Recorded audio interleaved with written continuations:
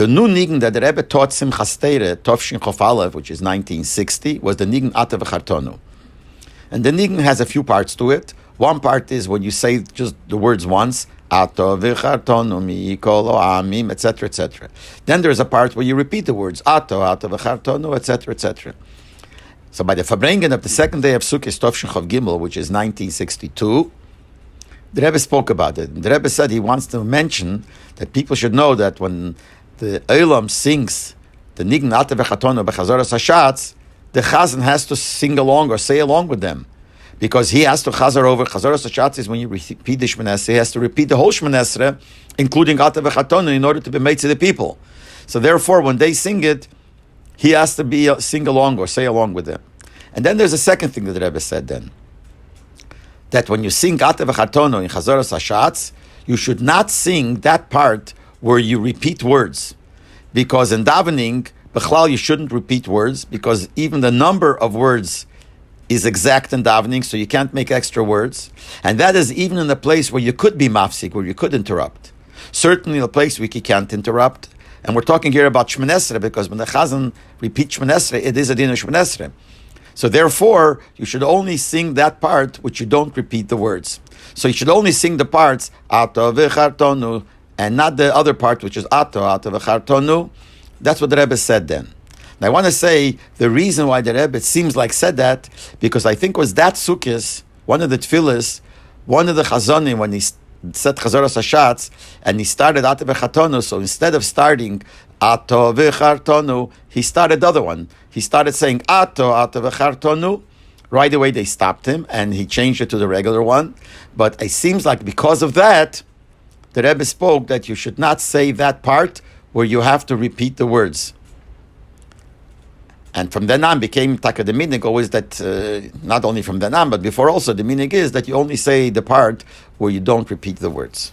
And I want to mention that in that same Farbrengen, behemshich to this, the Rebbe said something else, a meaning that later is written in Sefer HaMinhagim, but he said another thing that he wanted to make sure that people know, and that will be in the next voicemail. In that Farbrengen of the second day of Sukkot Tovshin Chof Gimel, behemshich to what he spoke about Ata V'Chartonu, he spoke about another thing concerning the Chazan. And he said that when it comes to Keser, and you say Shema Yisrael Hashem Elokeinu Hashem Echad, and then you say Hu Elokeinu, etc., etc., what should the Chazan do concerning saying the Posek Shema Yisrael? On one hand, when the Olam says Shema Yisrael, the Chazan should say along with them, because the din is when they says Shema Yisrael, everybody has to say along with them. Otherwise, it shows that you're lacking Kabbalah Seil Malchus Shemayim. That's what happens when you say Shema Yisrael. So when the Chazan hears the people saying Shema Yisrael, he's also supposed to say Shema Yisrael with them. But on the other hand, if he says Shema Yisrael with them, and then when they finish saying Hu Elokeinu, that whole piece, and he starts repeating, he can't repeat Shema Yisrael again, because he already said Shema Yisrael. So he's going to start from Hu Elokeinu. So some people in Shul who will not hear him say Shema Yisrael might think that he didn't say Shema Yisrael, which is also a problem. They might think that he's not Mekabel El Malchus Shemayim, that he didn't say Shema Yisrael. So whichever way you do is not going to be right. To say Shema Yisrael with the Elam is not so good, because people might think later that he didn't say it because they won't hear him saying it. To say Shema Yisrael only later, not before, it means when the people say it, he will not be saying it. That's also wrong. Because when people say Shema Yisrael, you have to say Shema Yisrael. So the Rebbe said he asked once the Frierdiker Rebbe what to do, and the Frierdiker Rebbe answered him. Then the meaning of the Rebbe was that the Chazan starts Shema Yisrael together with the people. It means when the people say Shema Yisrael, he starts saying Shema Yisrael very slowly, and he goes with that very, very slow, and doesn't finish it. And when the people finish their piece of Hu Elokeinu, and he's saying loud, he then finishes the posuk of Hashem Elokeinu Hashem Echad, and b'meila people know that he said it. So here you yetsa both. Sai, he said it started with the people, and Sai, no one is going to think he didn't say it, and that's the way to do it. And that became Taka de Minig. Till then they didn't know it, and that became the Minig. And from there, in Sefer HaMinhagim, page 34, that's what it says, that Bigdushas Keser, the Hashatz Maschil, Amir Shema Yisrael, B'yachadim Atzibur, he starts together with the people. The Yarech B'Amirose, he says it very slowly, long. Acha tzibur masayimim liis lachem l'edikim. The people finish with the words liis lachem l'edikim, and then the Chazan finishes off the posuk loud. And in the orders it says this is a hero from the Rebbe in the name of the Frierdiker Rebbe, and it says another order here. Why does he do it? Why does he start with the people? It shouldn't look like he doesn't want to be Mekabel El Malchus Shamayim. That's why he starts with them. But in order people shouldn't make a mistake that he didn't say it, he has to finish it off later. And the truth is, this is not the only place where we do this. There were other places where the Rebbe did this, and that's going to be in the next voice note. I mentioned what the Rebbe said in the Farbrengen of the second day of Sukkot Tovshin Chav Gimel, that when you come to Shema Yisrael in Keser, the Chazan should start Shema Yisrael with the Eilam, say it very slow, and when the Eilam finishes their piece, Ani Hashem Elokeichem, then the Chazan finishes off the posik. So I want to say that the Rebbe did this other times too. And one of the places is by the Kriyas HaTorah of a Tainas Tzibur. By Tainas Tzibur, when they read the Torah, there are certain parts that the Eilam says, which means the Bal Kriya comes to that part, stops, everyone says those few words, or psukim, like Gimel Esrachmim, or Shub Mecharei Napecha, or those things. So the people say it, the Chazan, the Bal Kriya waits, and when they finish, that's when the Bal Kriya repeats what they said. So the Seder by the Rebbe was, you could see, that when he had an Aliyah and they came to say these parts, so the Rebbe would start with the Eilam. When the Bal Kriya stopped and the Eilam started saying, you could see on the Rebbe's lips, he started saying what the Eilam is saying. But he said it very, very slow. And then when they finished and the Bal Kriya repeated it, the Rebbe continued very slow, that he evened out with what the Bal Kriya was saying, and he finished off together with Bal Kriya. So it came out that he said it both, because I guess there is a svara to say it with the Eilam. There's a svara that since he's having the Aliyah, he should say it with the Bal Kriya. So the Rebbe did both. So what he did was, again, he started with the Eilam, and the Eilam said it at a certain speed. The Rebbe said it very slow, and his mouth was moving very slow, and then he continued till the Bal Kriya caught up to where he was holding, and then he continued reading with the Bal Kriya. And the same thing he did also on Simchas Torah when he had Kosan Breishis. When you read Breishis and Simchas Torah, there are a lot of parts that the Eilam says, and then the Bal Kriya repeats it. Vayere, vayeveker yem echad, vayeveker yem sheni, and then vayere, vayeveker yem ashishi, vaychul hashamayim, till lases. So you saw that the Rebbe did the same thing. He started with the Eilam, so the small psukim is not hard. Small psukim vayere, vayeveker yem echad. So the Rebbe started vayerev together with the people, went very slow, and finished it together with the Bal Kriya. But Vayichulu, that's much longer, and still, that's what the Rebbe did. He started Vayere Vayeveker Yem Hashishi Vayichulu with the people, when everybody's saying when the Bal Kriya was waiting, and then he went slow, and he said it so slow that when the Bal Kriya said it, he evened out with the Bal Kriya and finished it off together with the Bal Kriya. And this seems to be for the same reason, because there is a tzad to say that you should say it with the people, a tzad to say it with the Bal Kriya. So the Rebbe was Yetzer both. The same thing like he said about the Shema Yisrael, was Yetzer both. He started with the Bal Kriya and went slowly and also finished it off together with the started with the people and finished off with the Bal Kriya. In the Farbrengen of Shabbos Pasha Kiseitz Tovshin Chav Dalet, the Rebbe spoke about the orchim that had started coming already for Tishrei. And the Rebbe quoted the Maimer Chazal, that to receive guest is greater than receiving the face of the Shekhinah. And the Rebbe connected it with the Maimer Chazal, that eating and drinking together is makar of people. And the Rebbe said that's why the minig is that when you do achnos sorchim, you do it by giving food. And he said, even though really there's a word of the Frierdiker Rebbe where he said that you don't have to give food, the Frierdiker Rebbe teached that in which way is Achnos Sorchem greater than Kabbalas Pnei Ashchina. So he said, Kabbalas Pnei Ashchina is when they went to the Beis Hamikdash. That's where they saw the Shechina, they came to the Shechina. But there you have to bring a korban, you have to bring, so to speak, some food, like it says, L'reo Panarekum. But by Achnos Sorchem, it doesn't say that you have to give food. So that's how Achnos Sorchem is greater than Kabbalas Pnei Ashchina. Nevertheless, the Rebbe said the meaning is that you do give food. Now, this word that the Rebbe said, and this Farbrengen, in the name of the Frierdiker Rebbe, he also said in Chassidus Tammuz Tovshin Chav Ches, in the Yechidus of Rabbi Leibel Levin, the Rav of Moscow, who came for a visit to America. He went into Yechidus, and the Rebbe told him this word also of the name of the Frierdiker Rebbe. And in Teiras Menachem of Tovshin Chav Dalet, which is volume Mem, page 340, in the Ha'ara there, they bring where this word was said by the Frierdiker Rebbe. And they quote something that the Rebbe said by Fabrengen Tovshin Zayin in France when he went to meet his mother. And I heard the story also from somebody else. This is Rabbi Feldman, who used to live in Milwaukee, and he was a Talmud in Atvotsk. And he told me that he remembers when that story happened. I was there once for Merke Shlichus, and in his house, that's what he told me, the story. And this is the way he told the story, which is really similar to the way the story is written in the Ha'ara in Teiras Menachem. That when the Frierdiker Rebbe was in Atvotsk, a certain Rebbe came to visit him, to pay a visit. This was the pers of a Rebbe. And by the Frierdiker Rebbe, everything was malchusdik. So when he came to visit, the table was set with silverware, with china. It was mamish. He received him very malchusdik. And when he finished, he asked the Frierdiker Rebbe to come to visit him. So the Frierdiker Rebbe said, good. So one day, the Frierdiker Rebbe went to visit him, and the Rebbe went along with him. The Frierdiker Rebbe took along the Rebbe. When he came there, this Rebbe, this pers of a Rebbe, was sitting in front of the table, and he told the Gabbai to bring some kibbut, to bring something. So what the Gabbai did, the way I remember, he said, in the backyard, there was a tree that grew apples, apple tree.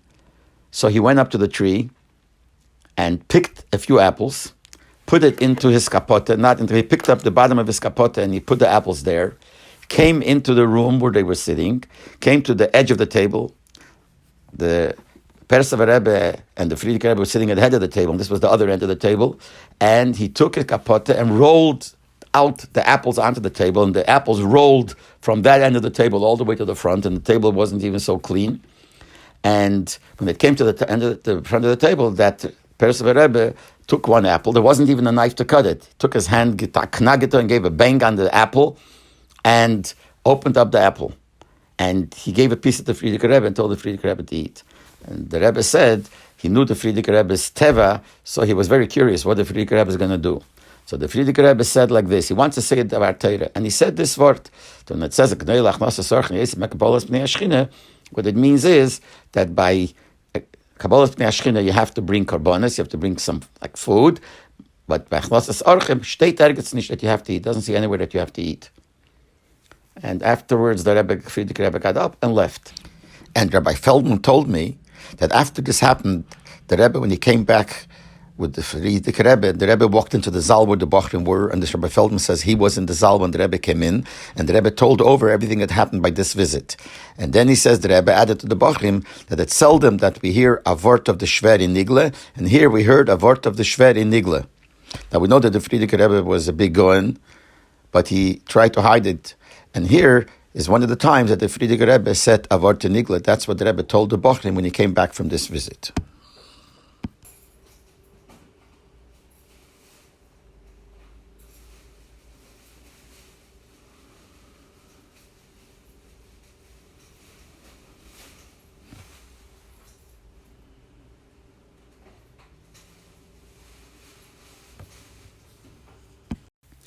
It was known in the Yuds and in the early Chovs that the Rebbe didn't want that people should fly with a plane that has less than 4 motors. Those years, most of the commercial planes were propeller planes. And the Rebbe told people that it's okay to fly with a plane, but only if it has 4 motors. And this was known because he told it to many people. There's even a letter printed in the Igris Kodesh Chelik Tes, page Reish Tzadi Gimel, a letter to Reb Nissen Nemenov about coming, I guess, to America, and the Rebbe writes to him these words: "Obichlal ein lachsheis lenesia ba'aviron." There's no problem. You shouldn't worry about flying, going with a plane, traveling with a plane. Obilvad sheyeh godel, but only if it's big. Hainu, meaning shelarboa matoren. It has 4 motors, 4 engines. Only then you should fly, but otherwise the Rebbe said not to fly with a plane. And the simpler reason, I don't know if the Rebbe said it or it was just understood by itself, that if Chas v'Sholom one engine fails, then the plane goes down. But if it has 4 engines, and even if Chas v'Sholom one fails, you still have the other engines. Now later on, when it came with the jets, is different. I don't know exactly what the Rebbe said or if he said anything, but when I'm talking about the propeller planes, that the Rebbe said this. Nevertheless, I know from quite a few people that there were sometimes bochrim that had to go Amerika Shlichus to different shtetlach, and the only way to get to those places was by a small plane which only had 2 engines. So there were a few times that I know that they asked the Rebbe, what should they do? And the Rebbe answered, you could go with the plane with the 2 engines, but make sure to take along a chitas. Those days, I don't think it meant the Sefer Chitas, because there was no Sefer Chitas yet, but to take along a Chumash, Tilim, and a Tanya. And that would be a Shmirah. And then the Rebbe allowed to go with the smaller planes, even if it only had 2 engines. But here we see the importance of Chitas, that Chitas is a Shmirah. Besides, we know that the Rebbe said to keep it in the car, but also by the planes, that the plane that the Rebbe Bechlal said not to use, like in this letter where he says that you should only use a big plane, Hainu Shel Arbo Matorn, if it has 4 motors.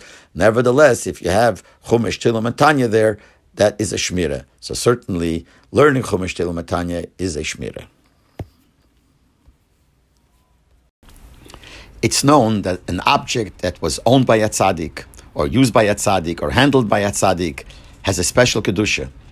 And this is the reason why a chassan tries to get the Rebbe's shirt as a kittel for his chuppah, and sometimes they get the kapota of the Rebbe, and sometimes they even get the yarmulke of the Rebbe. It's all because it has a kedusha. So by the chuppah, you want to have all these things to add to the kedusha of the chuppah. But this is something that the Rebbe actually used. But even things that the Rebbe didn't use, but if it came from the Rebbe, also has a kedusha. This is one of the nyonim in getting $1 from the Rebbe, the specialty of the dollar, that you would keep the dollar, and even though you were a shliach mitzvah of the Rebbe to give it for tzedakah, you would exchange it for a different dollar. So this is also something that the Rebbe gave you. But sometimes, even if the Rebbe didn't actually give it to you, but you know it came from the Rebbe. And one of the things that used to be is on Erev Yom Kippur, before Mincha, when the Rebbe would come down to Mincha, there was a big long table full of plates with different tzedakahs. And the Rebbe would come with a big bag of coins, and the Rebbe would go by the table, throwing in a bunch of coins into each one of these plates. And the Seder used to be that many Bochrim tried to set up the plates in such a way before the Rebbe came that you will be able to tell which coin was put in by the Rebbe. And when the Rebbe walked away, they would grab that coin and exchange it for another coin and put it back into that plate, into that pushker, the plate, whatever it was. And this is, even though the Rebbe didn't give it to you, but since it's a coin that came from the Rebbe, it has a certain kedusha and you want to keep it. But Bemis, there's not only that something that came from the Rebbe, but something that the Rebbe used. And that is that when the Rebbe would come to Kriyas HaTorah, because we know in the years till Memches, the Rebbe would not daven Shachris with the minyan. He would come to Kriyas HaTorah on Monday and Thursday. He would come to Shul, they would say Vahi ben Sayan, then the Kriyas HaTorah, the Rebbe would get in Zaliyah, and then the Rebbe would walk back to his place and wait there till they put the Sefer Torah back. During that time, the Rebbe would say Tilim. Usually he would say his kapitel, the Rebbe's kapitel. So they would put down a Tilim in the Rebbe's place, and the Rebbe would use it. So originally they would put down a Tilim that belonged to the Shul, a regular Shul Tilim, and they would put it down. And the Rebbe would use it, and the Rebbe walked out. People would grab it and exchange it for another Tilim that they would give to the Shul instead of this Tilim. Then became a Seder that people used to buy their own Tilims and put it down, and then when the Rebbe would use it, afterwards they would take it. And it became a Seder that you had to reserve it, and mainly this was done by the Eretz Yisrael Dike Bochrim. But this is all because it's a Tilim that the Rebbe used. It has a special kedusha, and people would hold it and later on use it for special times, etc., etc. Now, once even happened, b'negeya a Siddur, and that I will say in the next voice note. B'negeya this inyan, that an object that was used by the Rebbe has a special kedusha, and therefore Chassidim tried to own it, so they should be able to have it and use it in special times. We also saw b'negeya Siddur. I remember once Shabbos Mevorchim, and Reb Zalman Duchman said Tilim by the Omed as a chazan, and the Rebbe standing in his place and was saying the Tilim, and Reb Zalman Duchman said it very slow. And the Rebbe finished before Reb Zalman Duchman finished. So when the Rebbe finished the Tilim, he looked around. He didn't leave when he finished because the minyan didn't finish yet. So he looked around and he noticed a Siddur not far. So he just walked away from his place, went over, picked up the Siddur, and opened it up and started saying korbanos in front of everybody, but he said korbanos there at the time. And then when Reb Zalman Duchman finished Tilim, the Rebbe closed the Siddur and left. He left the Siddur because it wasn't his Siddur, so he left the Siddur. And right away people were running, trying to get it, so somebody got the Siddur, and obviously exchanged later to give the Shul another Siddur, but he got this Siddur that the Rebbe used, because the feeling that he had, that the special Kedusha that came into this because it was used by the Rebbe, was something that everyone felt, and everyone wanted to own this. It was so much so that I remember another Shabbos in Varchim after that, a bocher came over to Reb Zalman Duchman and said, please say Tilim slow, because he put down the Siddur not far from the Rebbe, hoping that the Rebbe would finish before and the Rebbe would use that Siddur.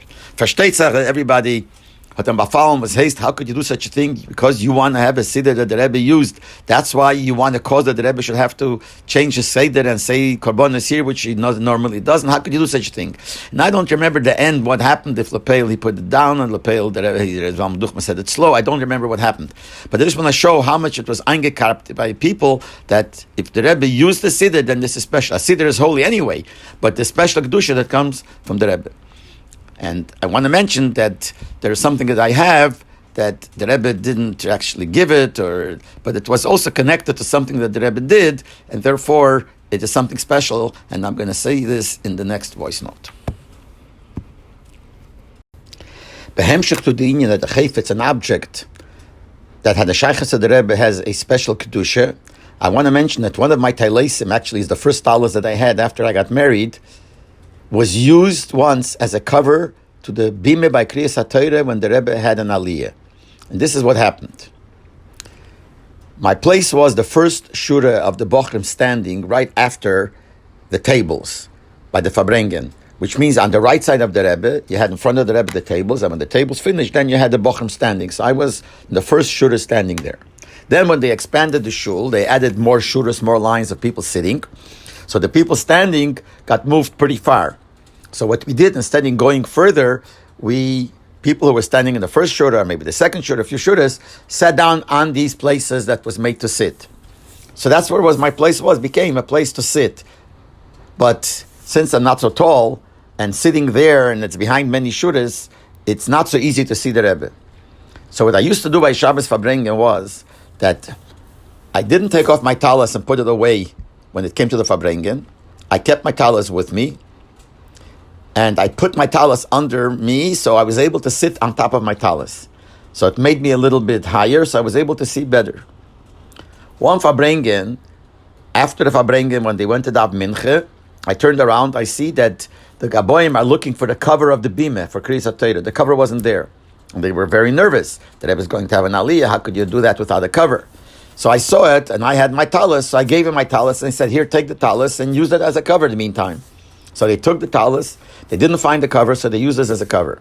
Then they gave the Rebbe an Aliyah, and the Rebbe came over, gave a look, I was watching, gave a look at the talis, and looked at it, and then continued with the bracha, etc., etc.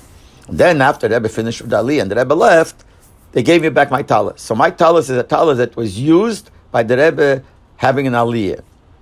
In other words, not used for the cover of the bimah of the Aliyah that the Rebbe had. So to me, it's a very special talis, so I only use that on Yom Kippur, etc., etc. And this is all because, since it was used by the Rebbe for something, the Mela, it has a special Gedusha. Everyone knows that when you stood in front of the Rebbe, you stood with the greatest Derech Eretz, with the greatest Yiras HaKovod, the greatest awe. And this was not only when you stood by Yechidus all alone, or when you went over by dollars, but even when it was in public, in front of others, like by Fabrengen. But more it was felt in the Yuzen and the Chofs, when the Rebbe would daven Mincha Meire with the Bochrim's minyan. And there were not so many Bochrim there. You had some younger light also come to the davening, but it was basically a smaller crowd. And the Rebbe came into Mincha Meire, and the Rebbe stood in his corner, everybody moved away. And the feeling you got that you had to stand there in such a special way, you couldn't do anything, you wouldn't do anything in front of the Rebbe. Now, there was a problem sometimes that there was nobody to go over to the Amid. That sometimes there was no Chiyuv who had to daven for the Amid, and there is no younger man who came in, and this was a Bochrim's minyan, so it's very likely that there's no one to come to the Amid. Nevertheless, they always would find somebody to go over to the Amid. But it did happen sometimes that no one went over to the Amid, and the Rebbe came in. Remember, quite a few times it happened. The Rebbe came in like 3:15. He came in to Mincha, or 9:30 to Ma'ariv, holding his gartel, came into his place, and there's nobody by the Omid. So what would happen? So any bocher who was not far from the Omid would just run over. It's not nice that the Rebbe should stand and wait and nobody's by the Omid. So we'd run over to daven, to go to the Omid. But the feeling the bocher had, davening as a shliach tzibur in front of the Rebbe, especially when there's a smaller crowd, and every little thing that happens is seen and every person counts. So the feeling you got was a very nervous feeling. But there was no choice. Whoever was standing close would do that. Now, I remember it's quite a few times it happened that I was standing close and the Rebbe walked in and there's nobody by the Omid, so I ran over to the Omid and I davened for the Omid. But the davener was so nervous, standing in front of the Rebbe and davening to make sure that you daven in Sfiris when the Rebbe fears. So he said, you're completely nervous. And afterwards, for hours afterwards, they wouldn't come back to yourself. You were nervous, you couldn't do anything because the feeling that you had to daven for the Omid in front of the Rebbe was some special feeling. It's a feeling that we can't even describe. But this is how it was, that the feeling was so special, he's so nervous, but he had no choice because the Rebbe is standing there and you can't not go over. And the Rebbe should just stand and wait even an extra second. Actually, I even heard from some people who came, like Orchim, they said that one of the things that impressed them is that there's no such thing as having the Rebbe wait an extra second. And they themselves saw that it happened a few times during Tishrei, that there was nobody that by the Omid, and the Rebbe walked in a second, somebody walked over to the Omid and started right away, or Baracham or Ashrei, whatever it is. But this was a feeling that you had, that you davened for the Omid in front of the Rebbe, that was a very, very special feeling. Behemshach to the voice note concerning the Rebbe not allowing to fly with a small plane that only has 2 engines. So I heard from Reb Chaim Tzvi Groner from Australia that in the middle of the MEMS, in the middle of the 1980s, when they started in Australia doing Pu'ulis in Tasmania, so there was a balabos who had a small plane with 2 engines, and he had a whole plan that this could be used to fly to Tasmania to do the Pu'ulis. But Reb Yitzchak Groner was hesitant, was concerned. So he asked the Rebbe. And the Rebbe was shalal. The Rebbe answered negatively. And he says he thinks that Loshen was be'erech, something like this. Yedua hasfeikes ba'avironim keilu. Something like this, that it's known the doubts in these planes. So here we also see how the Rebbe did not want that they should fly in a plane with 2 engines. And by the way, he also mentioned to me that in the Igros Kodesh of the Frierdiker Rebbe, Chelik Tes, page Shin Mem Vov, there's a letter from Chof Aleph Cheshvan, Tovshin Ches, which is 1947. This is the Lashon of the Frierdiker Rebbe. B'mayna shalose edis hanesiya ba'avirin. In answer to your question concerning traveling with a plane, Bevada Yehem Avirenim G'dolim. For sure, they are big planes. Avir Teiv, and the air is good. I don't know exactly what that means. Oz Efshel Seya. Then you could travel. But if it's a big plane, you could travel. Then the Rebbe Frierdiker Rebbe adds, Hashem Yisborach Yishmerei V'yatzlichei B'gashmis Beruchnis. Hashem should protect you and give you success in Gashmis and Ruchnis. But here we see also that the Frierdiker Rebbe already wrote that you should not fly in the small planes. But the main thing he was telling me that the Rebbe answered clearly, even in the middle of the 1980s, of the MEMS, not to fly with a small engine, 2-engine planes, the small planes. One of the interesting things that we would notice by the Rebbe, if you paid attention, is that Friday, when he would daven Mincha, which was close to Shabbos, we would see that many times, in the middle of Chazoras Hashatz, his eyes would close, and it looked like he dozed off for a few moments. But we understood that this is connected to what it says in Teira Sholem, page 13. The Rebbe Rashab says there that there are tzaddikim which are bedugma shalamayla. Tzaddikim that they're down here, similar to the way things are lamayla, up in Shemayim. And he said that the Alter Rebbe is one of them. And one of the things he mentions there that happened with the Alter Rebbe, like Lamaylo, is the Alter Rebbe, Erev Shabbos, right before Shabbos, he would fall asleep. Because then is the time of Shina Lamaylo. It's the time of sleeping Lamaylo. Someone asked the Rebbe Nishma that says in Teira Sholem, what is the union of Shina Lamayla? And the Rebbe Nishma asked him that I don't know, or I don't know now, but he didn't answer him. But this is the fact that he said. And the Rebbe has a big ha'ara there explaining where the Maramekeimas are, the Makeidas, the sources of this union, that Erev Shabbos, Farnach, close to Shabbos, is Azman Shina Lamayla. And the Rebbe Rashab says that that's why the Alter Rebbe, since he was Beduk Lamayla, he would fall asleep at that time when Lamayla is Azman Shina. The Rebbe Rashab also added that Reb Hillel also used to sleep before Kabbalah Shabbos on Friday.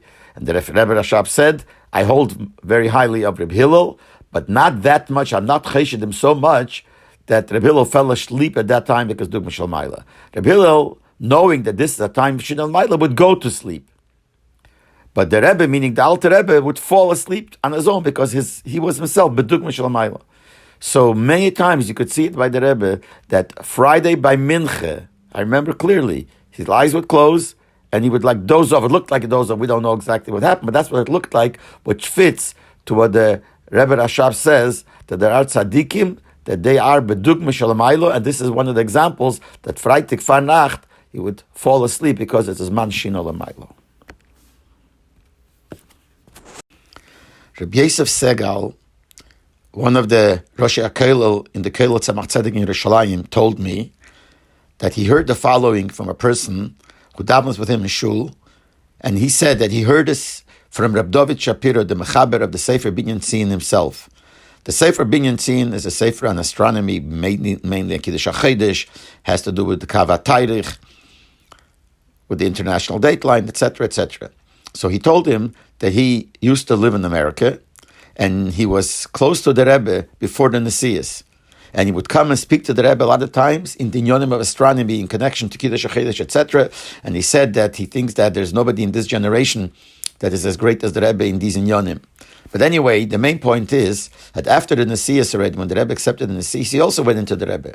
And when he was by the Rebbe one of those times in the early years, he said to the Rebbe that, as if saying, now that you're a Rebbe, it would be nice if you would put on a shtreimel and wear the special overcoat or whatever that the Rebbe wears, and you should wear white socks.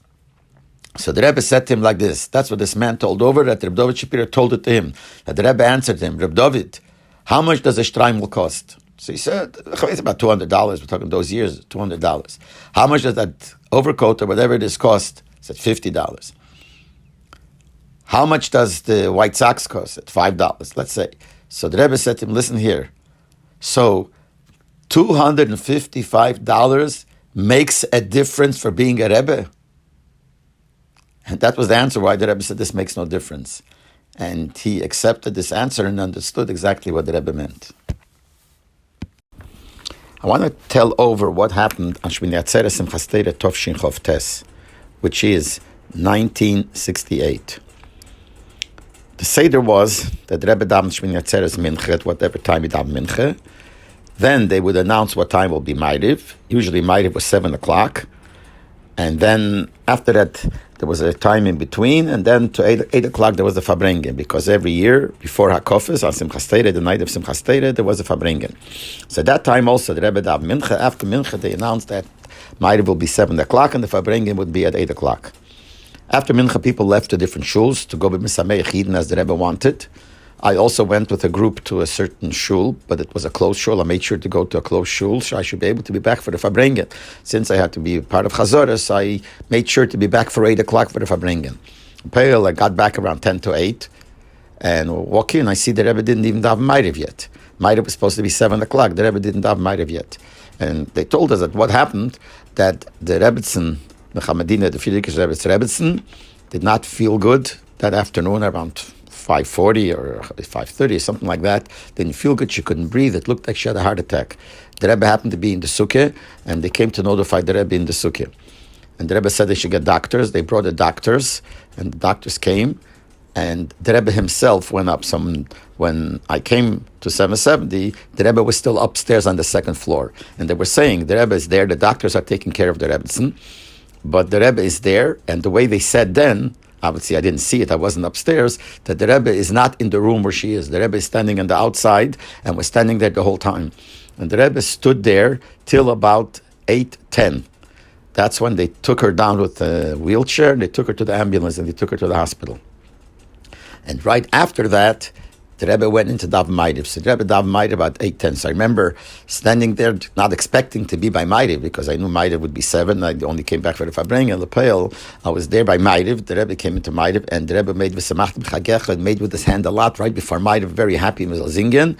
And then after Ma'ariv, which was already about 8:30, I don't remember, the Rebbe gave over to Rabbi Chadukov that there's going to be the Fabrengen right away. Instead of being 8 o'clock, it came out to be around 8:30, Be'erech, I don't know exactly, and that's when the Fabrengen started. And by the Fabrengen Gufa, the Rebbe was pretty freilach. But this was a special situation that the Rebbe stayed upstairs while they were taking care of his mother-in-law, but the Rebbe did not go into the room, that's what he said, and then right after that, he came down to Dav Ma'ariv. I heard not long ago something that I didn't hear then, but I heard now also not from Klei Rishon, so I don't know if it's true or not, but I'm just saying over because it's interesting. They say that one of the Mishamshim, one of the ones that were working upstairs by the Alter Rebbetzin, and he came down to tell the Rebbe, so he said to the Rebbe like this, that's how the story goes, and I don't know for sure, that he said to the Rebbe that the Rebbetzin not had a heart attack. So the Rebbe looked at him and he said, Mein Frui? In other words, he didn't say which Rebbetzin. So he said, Nein. The Alter Rebbetzin, or he said the Shviger, I don't know exactly what he said. So the Rebbe said, Dr. Ness, he was one of the doctors that always used to be in 770. So the person who was talking to the Rebbe started running.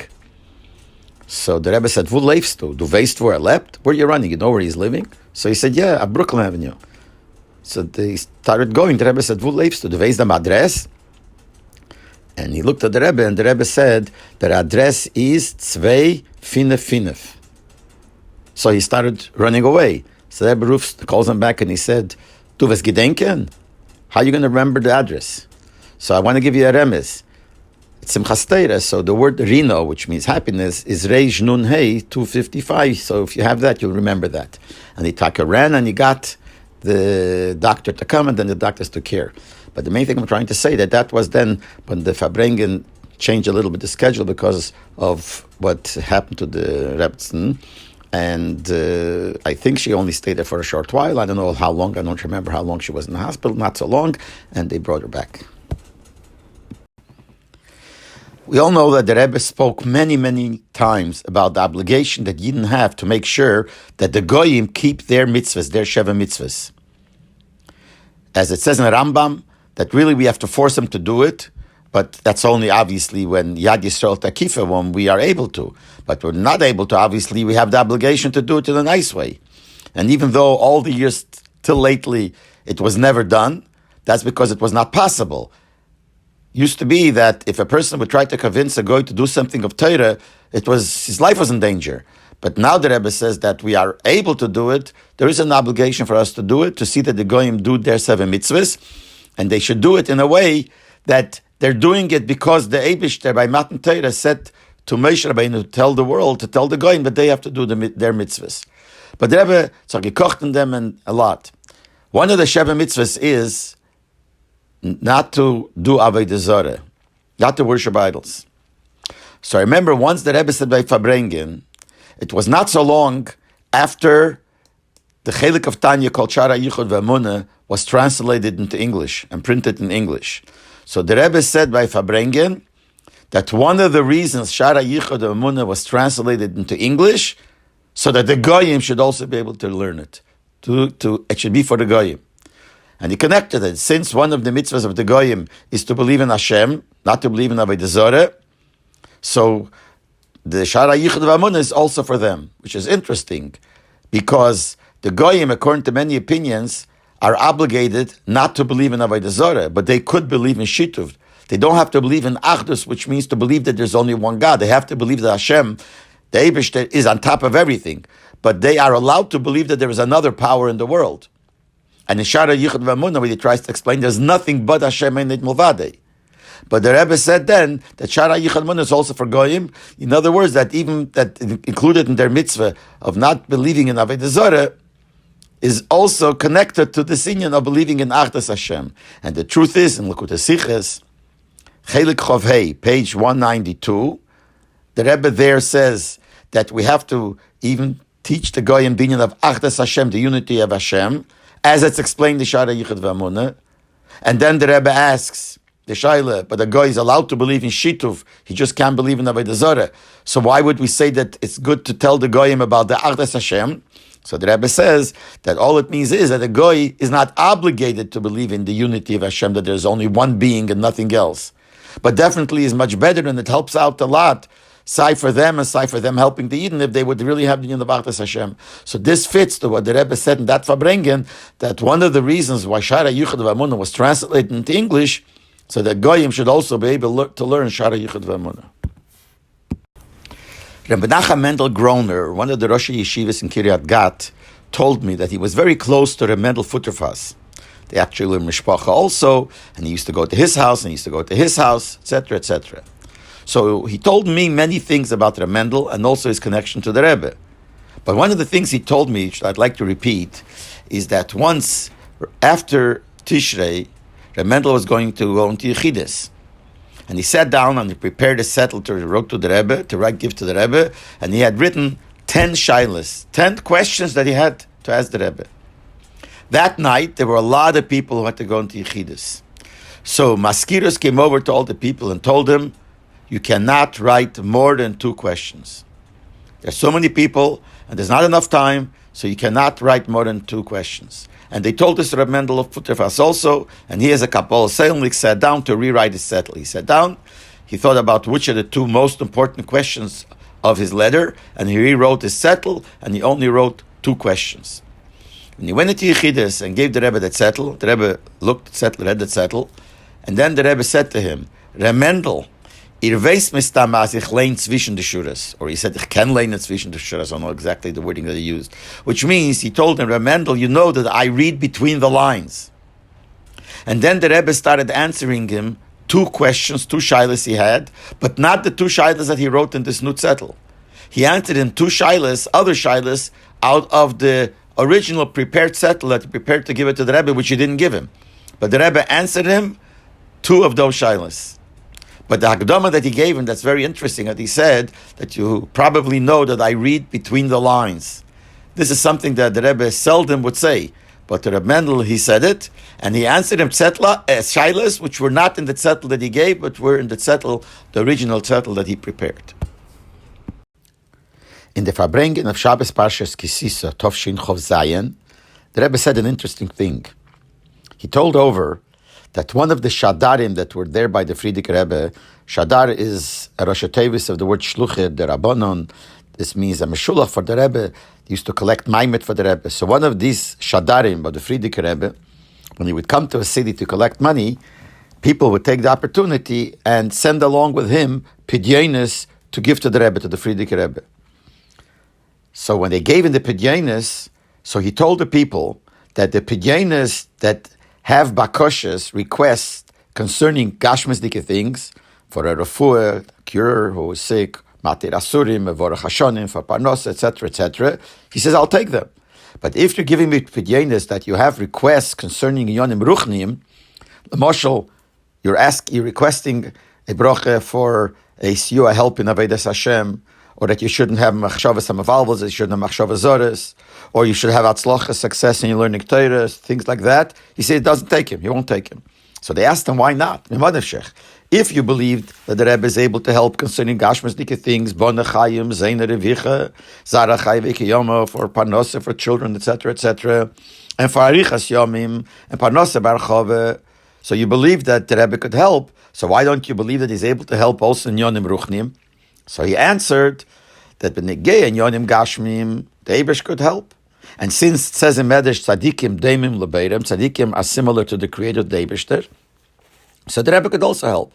But in yonim ruchnim, even the Eibishter can't help that. Because the Chazal say, hakel b'dei shamayim chutz miyira shamayim. Everything is in the hands of Shamayim, the hands of Hashem, except yira shamayim, which is in yonim ruchnim. In yonim ruchnim, the Eibishter even can't do anything. So the Rebbe also can do. And he said, if you would give me a pidyon concerning Inyanim Ruchnim to give to the Eibishter himself, I also wouldn't take it. But the Rebbe said, it is given a petach. He was a fool, because what he said was wrong. And the Rebbe said, because it says in the Likutei Torah, concerning this Maimer Chazal, of Hakel Bidei Shemayim, Chutz Miyira Shemayim, The Alter Rebbe says there that the level Lamaila called Yedei Shamayim, from there Taka Yira Shamayim can't come. But from a level higher than that, Mina Shamayim could come Yira Shamayim. And the Alter Rebbe explains the Pasuk where the Eibusher said to Moshe Rabbeinu, by Matan Torah, when the Yidden didn't want the Eibusher to talk to them, but they were afraid, and they said, Moshe, you should talk. So the Eibusher said to Moshe, Mi yitain v'hoya levovim zeh leyira eisi kol hayomim. Simple pshat is, Rebbe didn't say the simple pshat, but we're saying the simple pshat is, Hashem said to Moshe, don't worry, the fact that they're afraid is good. Halavai, mi yitain means who could give halavai, they should have this fear all their life. But in Likutei Torah, the Alter Rebbe teaches that what it means is, mi yitain, there's a level in Shamayim called mi. And that level, yitain could give leyira eisi kol hayomim, that they could have yira Shamayim. So here we see that there is a level from Hashem that is called me, and from that level comes even Yira Shamayim. So going back to the story with this Shadar, that here we see that from the level of me you could have Yira Shamayim. Therefore what he said was wrong. And when the Eibishter said this to Moshe Rabbeinu was the leader, the Re'in Shel Yisrael, so this gave Moshe Rabbeinu the Keyach, and also all the Moshe Rabbeinos from every generation, Pashtus the Moshe B'chol Dora V'Dora, the Keyach from the level of me, that they could be mamshich to Yidden the Inyonim Ruchnim. And B'meile, asking the Rebbe for a brach for Inyonim Ruchnim is not a problem, because from a very high madrega you could be mamshich even Inyonim Ruchnim, and the Rebbe was given that Keyach. In Tovshin Chai, the Rebbe started with the whole union of Ufaratzta. And he kocht them for a long time. And from then on, the motto of Lubavitch became Ufaratzta. And in Atoresa, we say the Pasuk Ufaratzta. And then they had the Nigen of Ufaratzta. First it was with the tune of Dayenu. Dayenu, that Nigen, that's how the Ufaratzta was. And then from Eretz Yisrael, they brought the other Nigen, the new one. They used to call it the new Ufaratzta. That was the tune of Adubrovna Nigen. And that became the Nigen, and the Rebbe was Mekabelet, etc., etc. But I want to mention something interesting, that when Reb David Raskin used to be the Bal Kriya by the Rebbe's minyan Monday and Thursday, so when he came to the Pasuk Ufaratzta, he would say it with a special tune. He would use the same tune as you say by the Shira, that if a Pasuk has Hashem's name in it, so you say it with a different tune, those words. I can imagine with the Shira Lashem Ki Go Asus V'Reichvei Ramov Hayom. So he would say the same thing by the Pasuk Ufaratzta. He would say Ufaratzta Yom Avoked Movetzafei Novanegbo, and he would read it with that. Now the other Bali Kriya did not when Yechon Gordon read it. When Rabbi Yechon Gordon read it, he said it regular. When Rabbi Martel Schusterman read it, he said it regular. But Reb David, all the years, whenever he would come to this Pasuk of Aratzta Mekriyas HaTorah, he would read those words with a special tune, like the tune that you read by the Shira. And it was done in front of the Rebbe. The Rebbe didn't comment. I don't remember ever the Rebbe making a comment or saying anything, but it looked like it was Neskabel. In the Farbrengen of Shabbos Parsha Shlach Tov Shin Lamed Beis, the Rebbe said a very interesting thing.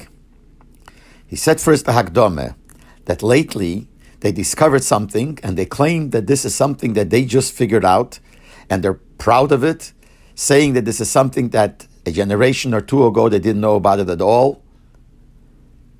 And they are the one that discovered it. But the Rebbe says in truth, everything is from Torah. And here we see that even this that they claim they just discovered is also in Torah, it's in the Rambam, and it's based on the Pasuk. And this is concerning the Inyan that they call statistics. What statistics, the Rebbe said?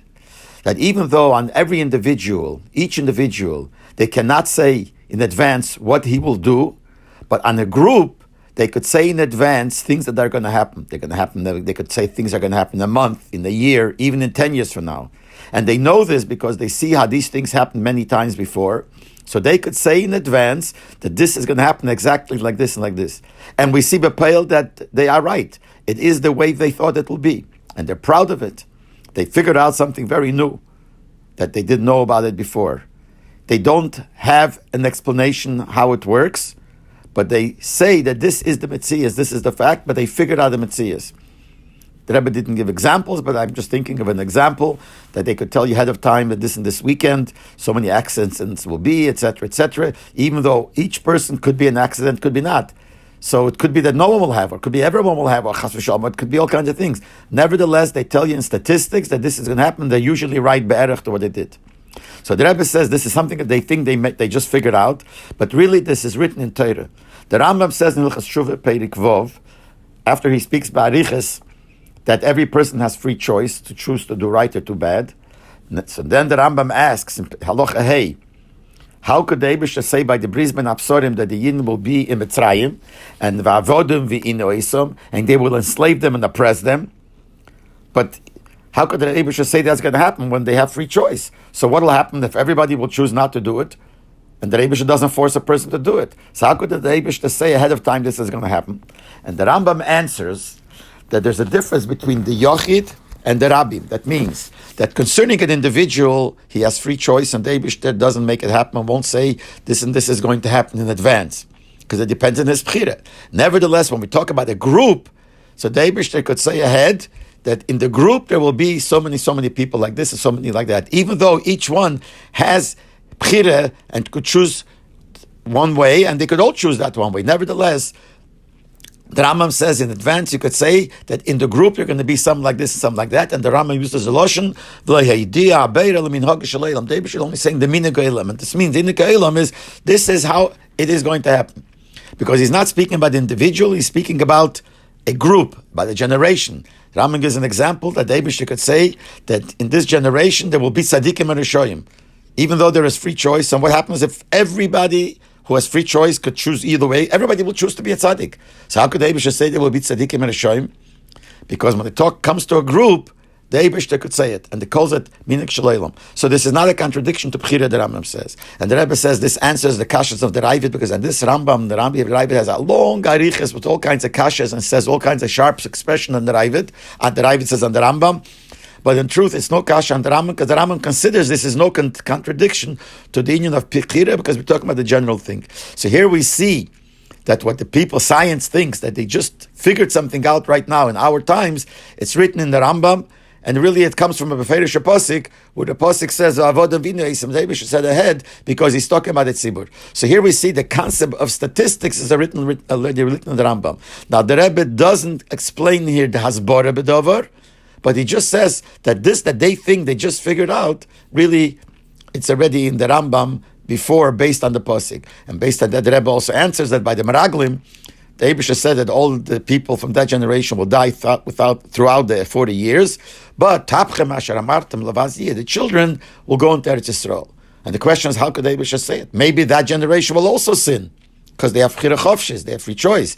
So maybe they also won't be able to go. And how does the Eibusha say in advance it's going to happen? So according to this Rambam, it's understood. He's not talking about the individuals. The general generation, the Eibusha could say ahead, because the bchira is on the yochid, but the klal, the tzibur, the klal has the senior that the Eibusha could say ahead of time, which is similar to the union of statistics, but it's not something that they figured out, science figured out, but something that's already in the Torah a long time before. One summer, I went on Merkei Shlichus with a friend of mine to a certain city. We know that during the summer, the Rebbe would send bochrim to different cities to strengthen Yiddishkeit in those cities. So I went with a friend of mine to a certain city. We stayed in the house of a shliach that was there. And the room that he gave us to stay in was the room that had a lot of Sforim in it. When we went into the room, we noticed that amongst the Sforim, there is a spring binder. Spring binder looks like a sefer, but it's really, you could put things in and then it closes up with a spring and it looks like a sefer. So it attracted our attention, so we took out the binder and opened it up, and we saw this was a whole collection of letters that the Rebbe wrote to this person, in the one that we stayed in his house.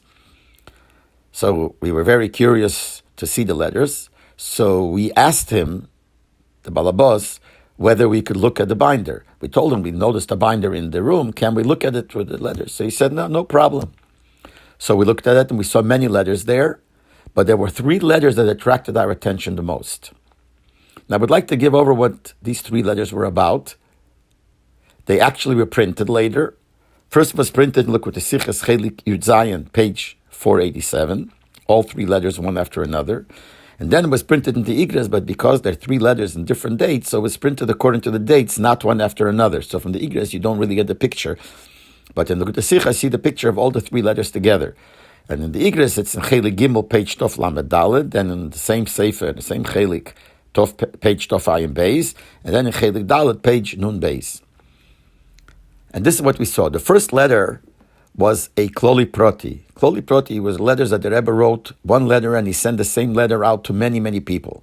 The letter was typed, but then it was copied in many copies, and the Rebbe would send it to different people. So it's considered a michtav kloli, because many, many people got the same letter, but it's called kloli proti because it was sent to people individually, not like a michtav kloli, which was, the Rebbe wrote it and then it was given out to everybody. But this was sent to different people by the Rebbe, and to each person, if there was something individual that the Rebbe had to write to him, answer a question or write something to him, the Rebbe would add it to this michtav kloli proti that he would send. So the first letter that we saw is the date Yud Gimel Elul Tovshin Yud, and there that was a michtav kloli proti. And at the end we saw the original Ksav Kedesh of the Rebbe, which, like I said, is printed already, but we saw the original Ksav Kedesh of the Rebbe.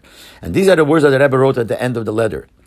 Nivhalti lishmeya, I was shocked to hear sheyesh svara etzloi levaker lilmud be'eze college ukai gavne, that there is a svara that you have to go and visit, which means to study in a college or something like that.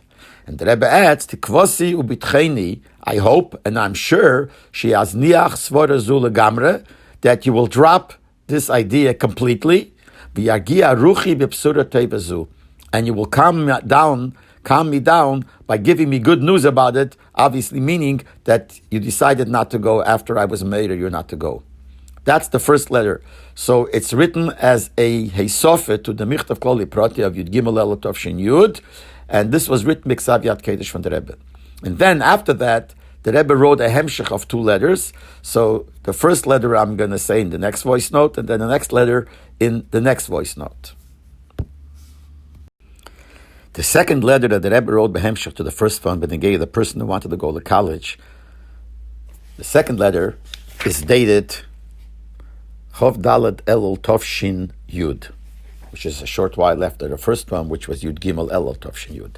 And the Rebbe writes that because there was not enough time, so he wasn't minded the way you're supposed to. And also the Rebbe said, I thought, but the little bit that I wrote would be enough. But since you didn't answer me, I didn't hear from you. And we know in Gemara, when it says that sometimes when you are quiet, it could mean that you agree. And some you're quiet because you don't care. So I'm not sure, therefore I'm continuing. And this is the way I see it, the Rebbe says. That the Rebbe, meaning the Friedrich Rebbe, chose you, made you into a shliach to run a kehillah, and shluch shlotim kamesei. And the shliach is like the one that sent him. And one of the reasons is because the one that sent it, Mishaleach, puts in his keiches in the shliach. And that's by everybody. Any Mishaleach, certainly by a person who's a pnimi, and certain, if a person is atzmi, and certainly the Rebbe sent you, he put keiches into you. Why did the Rebbe send you? It's clear, so you should run a community in the derech of Torah mitzvahs and help every man and woman to go up and get closer to Hashem.